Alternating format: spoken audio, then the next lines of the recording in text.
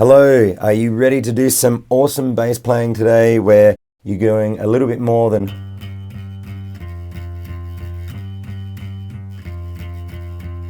Let's do it.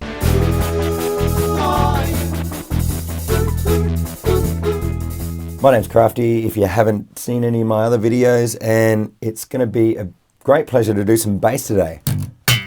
Because I've done a lot of guitar videos and other general music tips, but I really love the bass and I don't get a chance to play it often enough. I hope you're all in tune. I just tuned up before. We're going to be in concert tuning, and The Who did something a bit bizarre when they recorded My Generation. I know that Pete Townsend tuned down a tone, possibly for the reason for Roger Daltrey's singing to be able to allow for more key changes that were going up. They were playing it like that, whereas it sounded like this. Weird, right? I have a solo transcribed for my bass student Thomas. So I've transcribed it into the key of G, and I'm not too sure if John Entwistle was playing it in A or G in the original. But either way, this is going to sound exactly right if you're going to be playing along with the original recording. Now you notice that I'm using a pick. That's what John Entwistle used to do himself. That's how we could go. I've seen many a bass player play with their fingers that fast, but I'm choosing to play with a pick. Okay, so here we go. I'm going to try playing the whole solo from start to end at speed. I'm going to be sight reading, okay? So let's see how we go. 1, 2, 1.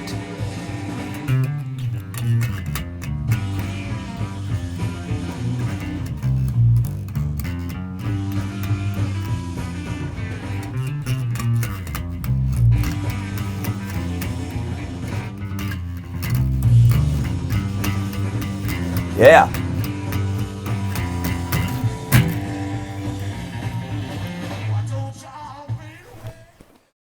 All right, so I'm going to take you through each separate bit. Here goes the first lick. It sounds like this, slowly.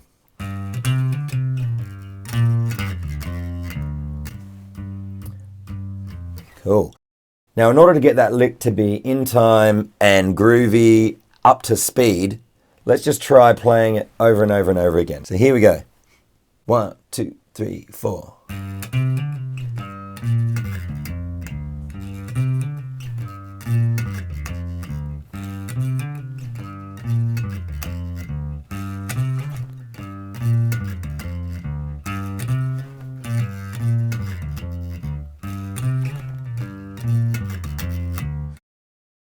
I don't know if you noticed, but I used a few different finger positions there, and I even tried bending once. I don't think the bend's a good idea, to be honest. It sounds like you're doing this, as opposed to...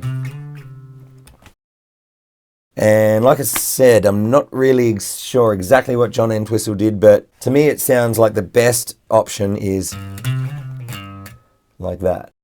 So let's continue speeding up this lick as we go.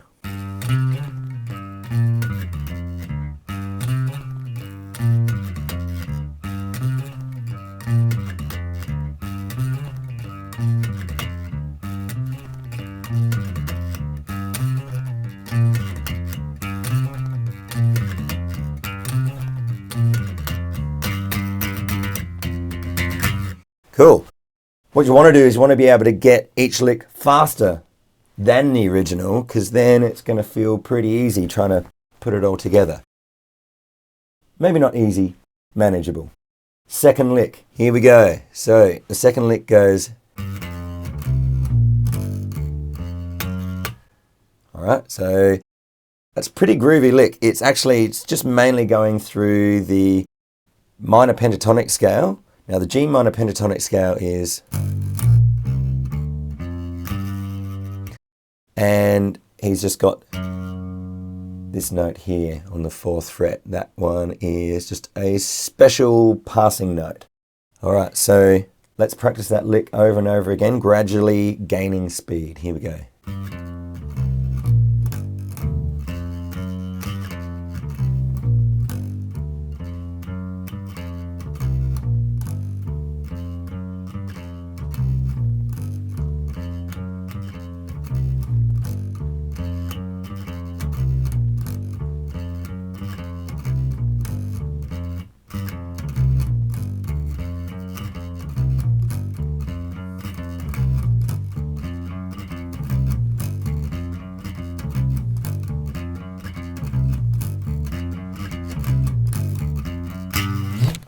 All right, that's a fun one. I like that one. Always remember, use your correct fingers. If that finger belongs there, that finger belongs there, that finger belongs there, that finger belongs there. The moral of the story is that it's a good idea to have every single finger be on a separate fret. Okay, lick number 3. Here we go. So this one is a little bit confusing because it's got the, just like the first one, but it was confusing me because I kept on kind of thinking that it was the first one as I started to play it and then realizing, oh no, it doesn't go like that. It's something different. So this third lick goes.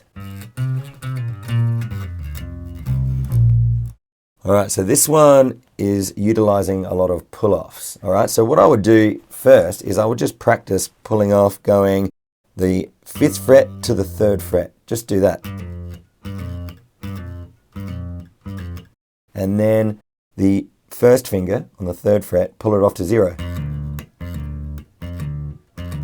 And then try doing both.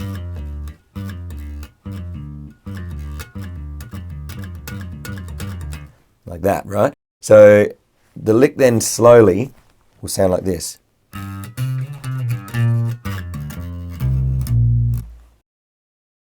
You might think, well, that's slowly, but yes, we have to get it faster. So I'll play it a little bit slower.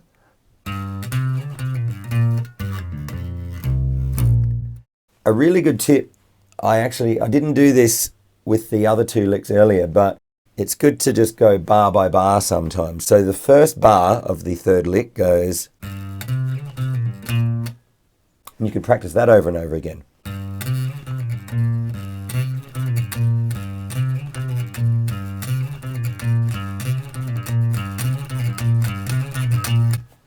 Etc., etc.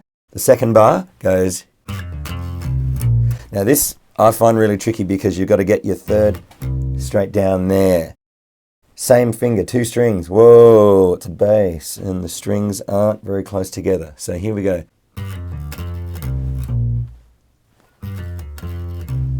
Let's just do it over and over again.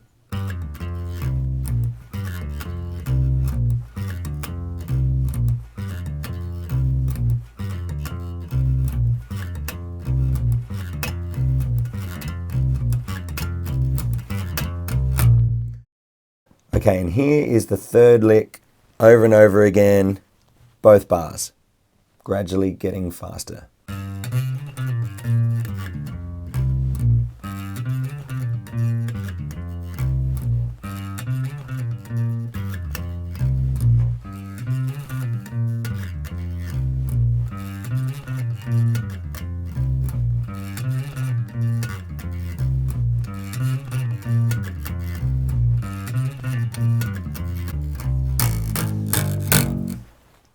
Oops. We're all human. So yeah, that bit at the end, I didn't quite get right. Okay, so I hope all of this stuff's going to help you. You've got to be able to get it up to speed at a even pace, slowly first. So with any of these licks, any of the time that I'm playing a little bit faster than what you're ready for, well then don't practice with me. Practice by yourself at a slower pace. And then practice along with the way that I'm doing it. Okay, so the very last lick, here we go. This one is, like I said before, it is probably a good idea that you use a pick, but don't have to. You can try as fast as you can with your fingers. I'm going to do both now. So, but first, here's what it sounds like with a pick.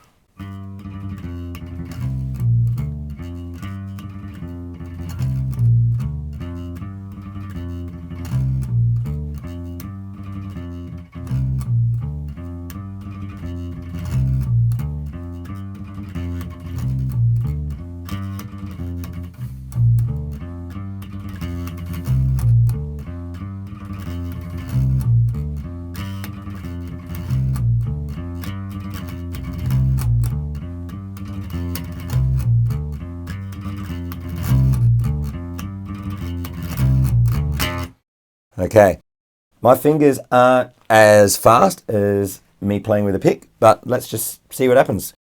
All right, so.